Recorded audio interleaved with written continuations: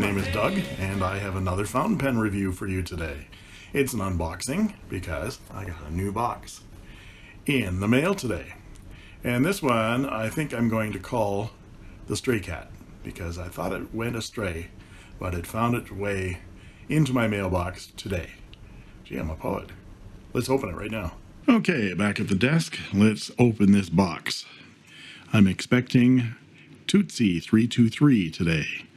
Tuzi is one of the 3 cats that are in the PenBBS color series. So let's open this up. As always, I'm going to speed this up. Okay. And the first thing we see is a cat sticker. Oh, 2 cat stickers. 2, give me 5. Wow, I'm surprised it said give me 5, and I only got 2. And that's not Tuzi the cat. That's Niangao the cat. But put the stickers aside and rummage in here and see what we can find.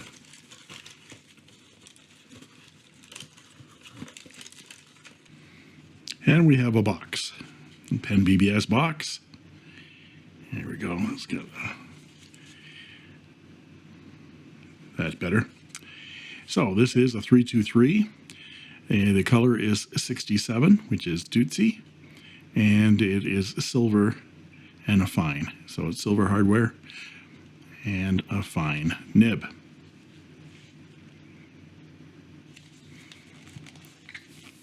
We take this sleeve off. Easier said than done. And we have the PenBBS box. These are very nice. They're very sturdy, and I keep them all just to, if you're going to give a pen, even if it's not a PenBBS, it's a nice little pen box. Easy to wrap. And they have a little magnetic closure on them as well, which is nice. And inside we find the pen. And put that aside. And we'll have our crinkly ASMR experience.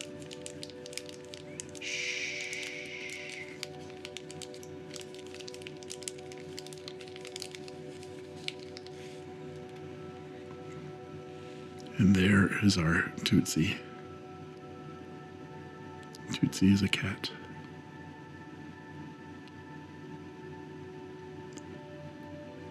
This is rare. These colors come up very rarely. I know the Amber as a cat is very rare as well, but they're not as rare as this Tuzi. And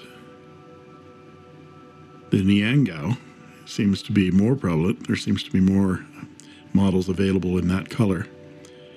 But one of the things that I noticed about Tuzi is that in photos it looked like it might be kind of plain, but this is video, and I'm sure even in the video you can tell this isn't plain. Look at the chatoyants. It kind of reminds me of caramel, root beer. The other thing that came to mind was Guinness. When you pour a Guinness, that's what it looks like.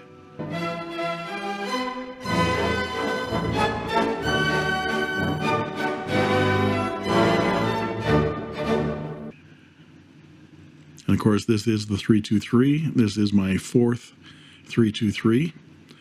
And it joins Amber as a cat, which I just received last week. And Black Tortoise. I might have to start giving these all names. This one is Top Cat. I gave that one a name. This one I'm calling Stray Cat. This one, I was thinking of calling it Black Panther. It's got a snake on it, so I might call it Mamba. Yeah, so I think I'll call it Mamba. Maybe you can suggest what I can call this one. I think Mamba works. And what do you call this one? That's a clear demonstrator, and it has a snake on it. Do we call it Snake? That's rather boring. Maybe call it Python. Maybe call it Python. There's a python. Baby python. Like empire, fire.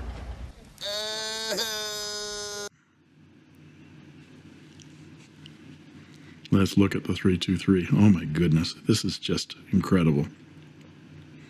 I've ordered the new model 491, and it looks like it has the same kind of finials that are on this one, these little pointed finials, which I really like. And it might actually post, so I'm looking forward to that. Again, you have to count because there's no clip. Count when the chatoyancy goes by. There's one. It's always 1.5, 1.25 on these. And of course the section is the same color as the rest of the body. And this is, in fact, one of those, yes, Doug likes these fine mini Fudes. I may be fooled, and I should be writing with 18 karat gold, $1,000 Viscontis, but this is in my budget at, I think it was $31.99 US with $6 shipping. I can afford that. It's at the top end of a Chinese pen scale, but these things write like butter for me. Again, if they don't turn you on, that's fine. That's just fine. There's something out there for everybody. I've got an order in for some Parker short cartridges to see whether they work. Ooh, that's tight. With these wide mouth cartridges that the PenBBS seem to take. I'm not going to eyedropper this. It does have the eyedropper ability. Just a little silicone grease on there. I'm not going to eyedropper this. I haven't decided on what ink to put in this yet. But I've got a lot of ink and pens, so I think I'll just use the cartridge on this one.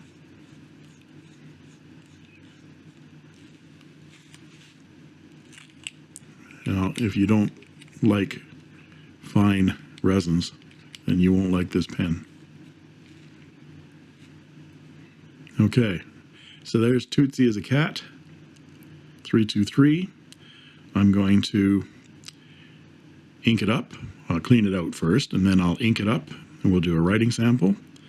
I'll write with it for a bit, probably not a long bit, because I know this pen now, and do an evaluation. We'll do some size comparisons. I'll compare it with my other 323s as well, and I'll give you some measurements and dimensions.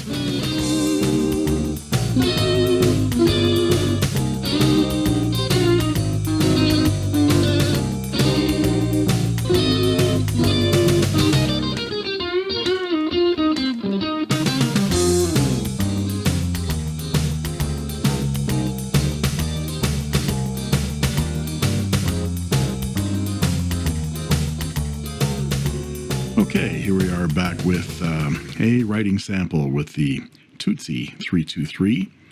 I've put it in this lovely pen sleeve that I got from a viewer with the 355 he sent me. A beautiful pen. And we squeeze out Tuzi. Here he is. So, I'm going to forego an evaluation on this pen because I've already done 3 of these, and I don't think between this one and the last one I did, the Amber, my evaluation is going to change much. So I'm just going to do a writing sample here. I've inked it up. I've made a choice. Let's do a writing sample here.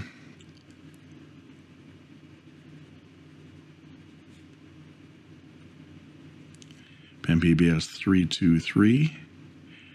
This is in Tuzi.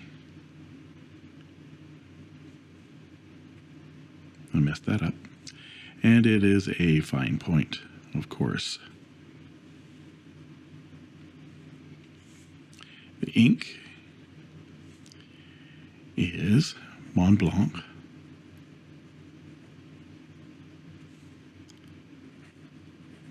Toffee brown.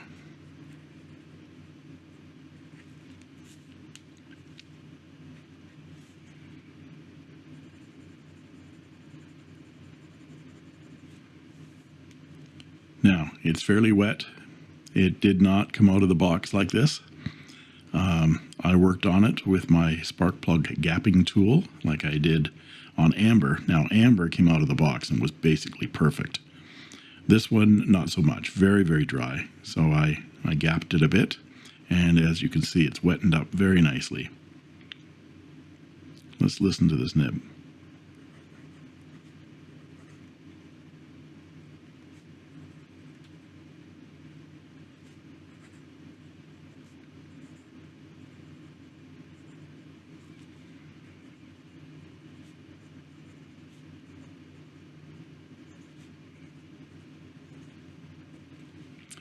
This is very smooth,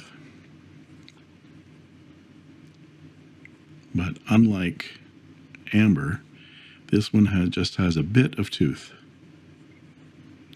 and is a finer line than Amber as well, which I found interesting. Maybe because Amber ended up being a lot wetter than this one, I'm not sure. But the more I write with it, the nicer it gets. So I'm thinking that a little bit of smoothing on it will make it a little bit wider. But it is, again, between a fine and a medium line. There's no line variation as usual. It's smooth in all directions.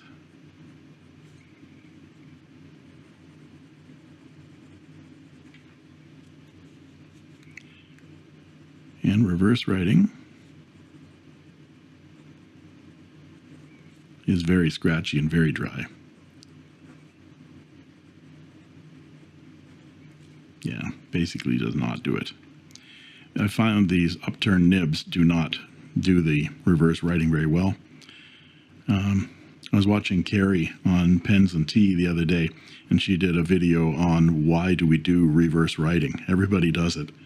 I've never reversed wrote, but she says when you're caught out and you have only a fountain pen on you and you have to do a writing or a sentence, or you have to write down an address or a signature or something on paper that is not made for fountain pens, then reverse writing dries up the nib and allows you to write on those poorer papers that feather and bleed like crazy. So that's a good explanation, as good as an explanation as any. I thought maybe reverse writing would put more pressure. Certainly puts a score in the paper. You might be able to make a couple of copies when you need to make copies, but who does that on carbon paper anymore in the digital age? So I thought maybe I would take a look at the other three 323s I have. Here's Amber.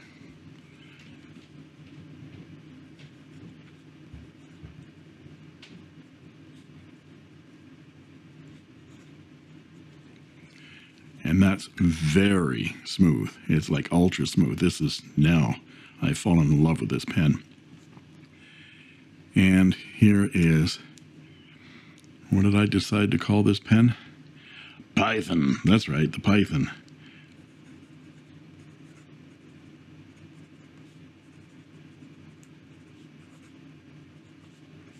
This is Diamine Bilberry. Very smooth as Amber, and very wet. And then there's the one we decided to call it what? Snake? I can't remember. And Baby Python Snake. And this is Iroshizuku Asagao.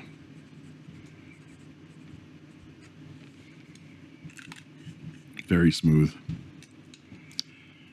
Just quickly put this down. This was Konpeki. And I'm liking that Konpeki in there because with the Konpeki in here, and because it's so wet, I'm getting, and you're probably not seeing this on the camera. I'll move this up a bit. Not seeing this on camera, but I'm getting a lot of sheen out of this. That red sheen that Konpeki gives you. Lovely. So, I would say that the evaluation of this pen would be exactly the same. I said that the value on these things was, I knocked it down a bit because they were so expensive. I made a mistake earlier. This one is $31.99. This one, I was surprised, the Tuzi, was $19.99. And of course, this one was $13.99. So this is the bargain in the group. But Tuzi isn't too bad. One thing I don't like, and I don't know how they can fix it, is that these threads do not line up. If you notice the chatoyants on this pen, it chatoyant there and there and there and there. So if I back this off about a quarter turn, you see that chatoyancy lines up perfectly. So that's being very picky. And it does the same thing on Amber. If you line up the chatoyancy marks, it's not so bad on this one. I don't mind it so badly on this one. This one because it's so dramatic between the dark and the light. Oh, and I should also mention that these two pens are going to get roll stops on them. Amber is getting a cat in the next couple of days, a nice little cat that's going to peek up over the cap. And Tuzi is getting a nice jewel ring to adorn its pretty little throat. So, again, if you enjoyed this video, please like and subscribe, and go ahead and hit that bell if you want to be notified of any other videos come up. If I'm going to have a number of videos over the next few weeks because I've just landed a treasure trove of vintage fountain pens from a friend who has loaned me his father's pens and some of his own. So over the next number of weeks, I'm going to be researching some very interesting vintage pens. I'm going to be cleaning them up first, so it's going to take me a while to get at them. But I'll leave it for a little bit of suspense as to what those pens might be. And as always, thank you for watching. And that's all she wrote.